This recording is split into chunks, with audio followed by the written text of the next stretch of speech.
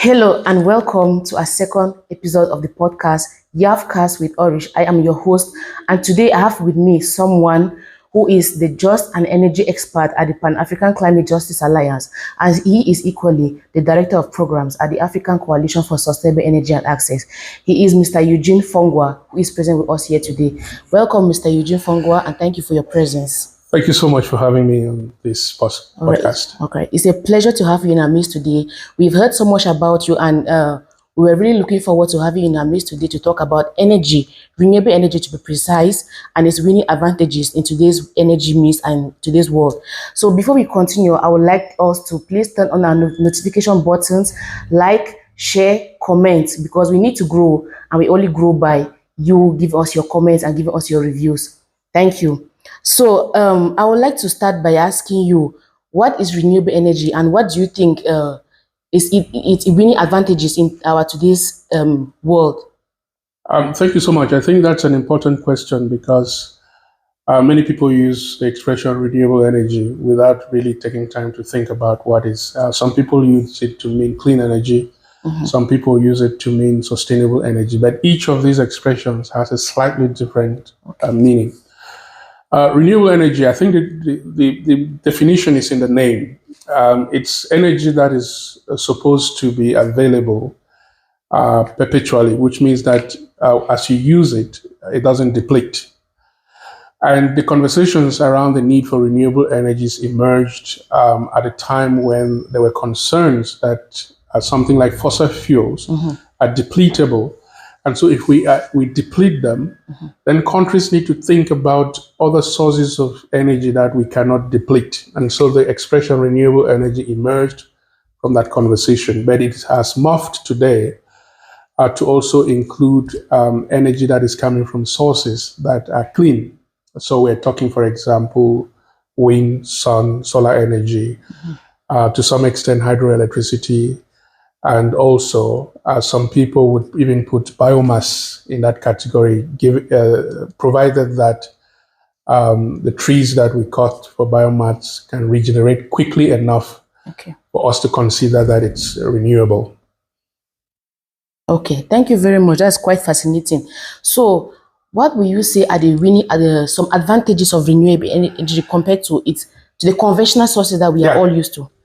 I think perhaps to answer that question, I start with the disadvantages of the conventional sources of energy. Throughout the industrialization of our modern world, we have relied on fossil fuels. These are petroleum products, but also coal. Petroleum products will be petrol and gas, and then coal, which is the solid form of those hydrocarbons. And these minerals, these fuels, as you burn them, they produce a lot of pollution, and they are today considered to be responsible largely for global warming because fossil fuels produce up to 75% of greenhouse gases of today. So renewable energies have the advantage that they do not produce these emissions, at least not as much as you would expect from fossil fuels. So that's the first advantage, which is an advantage for the planet. But also there is an advantage in terms of energy access in that they're easy to deploy locally. So you can easily have decentralized solutions. You can even have solutions on single rooftops. So people who are outside of the grid can easily access electricity through renewable sources. So you can have, for example, a small solar farm that is feeding electricity, say, to a community of 100 households, for example. It's also, in the long run, cheaper to operate. The upfront costs may be high for individuals, but they are generally considered to be cheaper to install, easier to maintain, and they provide all of these benefits, especially at this moment when the climate crisis is a big deal, and we all need to make our part in reducing emissions while providing electricity for our communities. Okay, so you say renewable energy is easy to deploy. So how do you see renewable energy shaping our future as, let me just say, as Africa, as an African continent? Broadly speaking, I think renewables are the energy sources of the future. There is a global understanding that we cannot continue to use fossil fuels because of the impact that these fuels have on the climate system. Okay. And so renewable energies are going to be the energies of the future. So that already tells you that it's in the interest of Africa to reposition itself to be a leader in the production of renewable energy. Okay. Africa lost out during what I can refer to as the first industrialization, the fossil-based industrialization. I think Africa has an opportunity to be a leader in what some have referred to as sustainable industrialization, which is industrialization that is based largely on renewable energies. Okay. The big challenge and the question that has arisen has been, what pathways can Africa take to reach that future that is just to the continent? Okay. And there are three things that policymakers in Africa would need to balance. The first one is their high levels of energy poverty on the continent. How do you quickly provide energy to the 630 million people in Africa without access to electricity, while at the same time ensuring that you're not increasing emissions? The second one is, how does the world come together to address the issue of Africa's fossil fuel resources that will be forgone in that process? Because in the mindset of the African policymakers, these are not just energy sources, they are also wealth. And if they have to be forgone, how do we get to an arrangement where there is some kind of compensation for the opportunity cost of doing so? All right. And thirdly, there is need to also balance the need for Africa to industrialize. Africa has the lowest emissions, not because of anything, but because it's also the least industrialized part of the world. So in the minds of many people, the transition to renewable energy cannot be at the cost of Africa's development and industrialization. So these are very complex issues that the policymakers and even campaigners like us need to find a way of balancing. But there is no doubt in anybody's mind at this point that there is no future in which we have the current dominance of fossil fuels. It's quite fascinating how much knowledge lies in renewable energy and how ignorant we are as African youth, as Africa as a continent. So coincidentally, you mentioned 630 and we can see 630 behind us. So I would like to ask you, is there something particular about this figure 630? Yes, so in the last 2-3 years, our work had focused on trying to have an understanding about what the transition means for Africa. What exactly does it mean? What does it look like? And how can it be achieved? And one of the conclusions we arrived at was that the transition will be a failure if it doesn't provide electricity for the millions of people in Africa without access to electricity. And currently the estimate is that about 630 million people in Africa, especially sub-Saharan Africa, lack access to electricity. All right. Now that number varies depending on who is quoting, but you have from 500 and something to about 650 and upward. So 630 is a rough average of the number of people in sub-Saharan Africa who do not have access to electricity.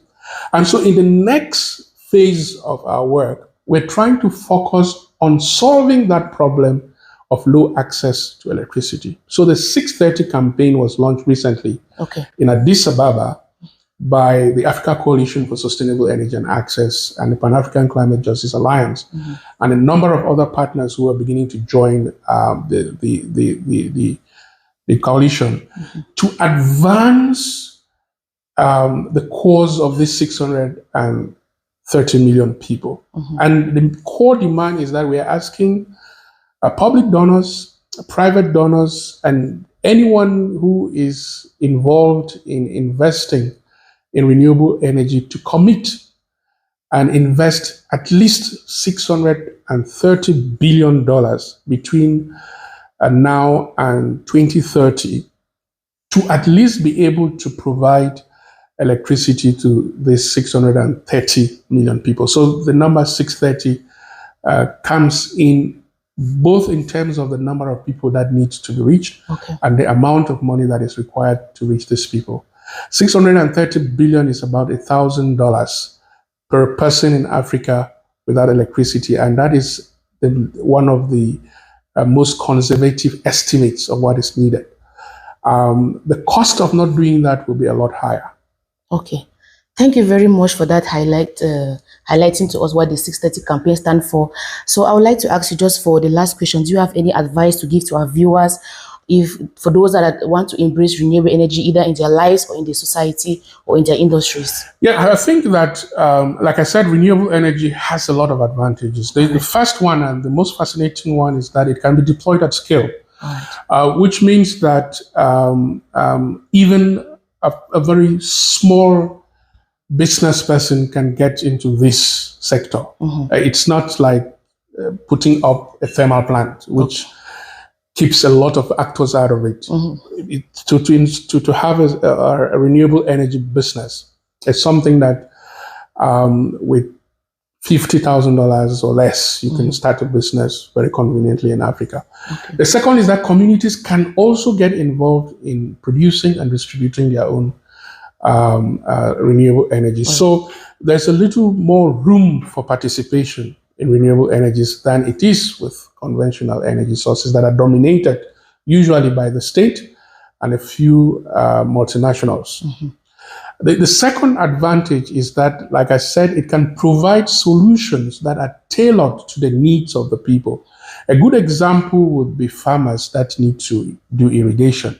So you can deploy solar or wind-powered irrigation system to the scale that the farmer needs. And you can replicate this across the landscape without limit. You may only be limited by the resources, but if it's in terms of the technical deployment, the possibilities are unlimited. The other advantage that renewables have is that there's plenty of room for innovation. We're already having conversations around green hydrogen, for example. But that's just the beginning of the discussion.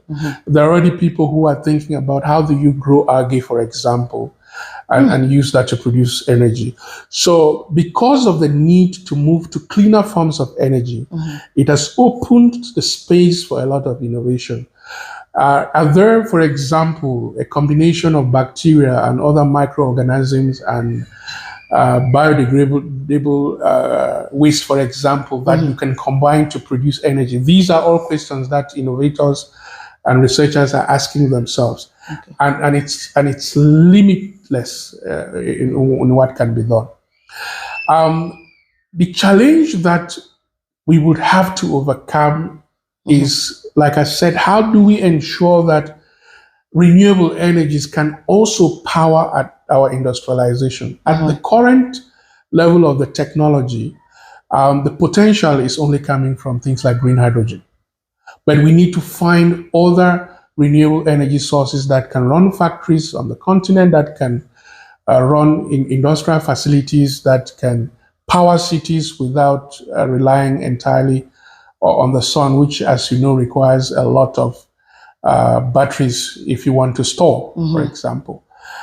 The other thing is that it also provides an opportunity for Africa to take advantage of another set of resources that up to now it has not exploited.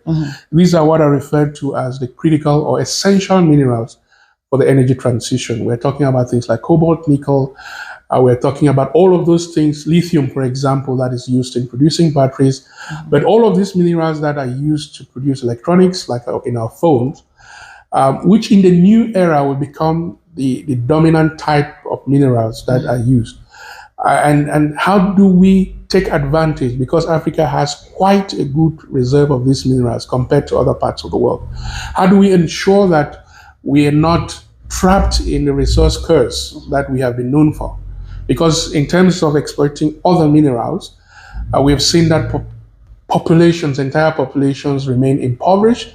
The minerals are taken and lifted out of their communities. There are human rights issues. So these are all issues that we need to address as we get into critical minerals as part of this renewable or low emission journey that Africa is bound to take along with the rest of the world. All right. So just for the sake of the viewers that are not climate activists and do not know the meaning of certain words, can you just break down the word deployment? Well, when I say deployment, it just means install, get them out there. Deploy like you would deploy an army, right?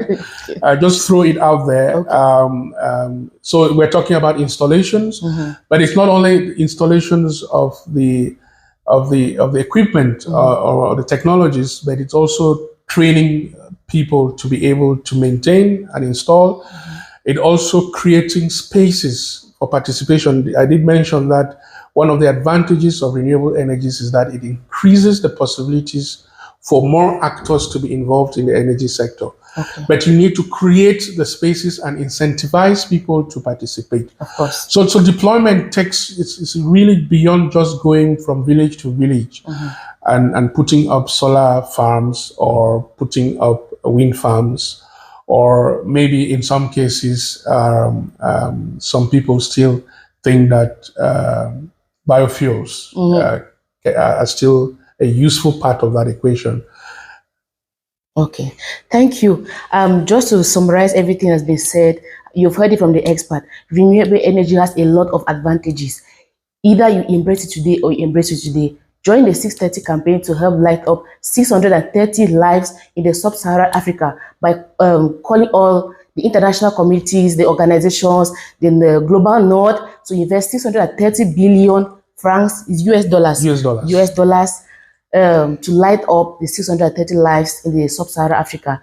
Thank you very much for joining us in our episode today, Mr. Eugene, and we hope to see you in our subsequent episodes. Thank you so much. So this is your host today. Thank you very much. This is your host today, Orish Mary, signing out. See you in our next episode. Thank you.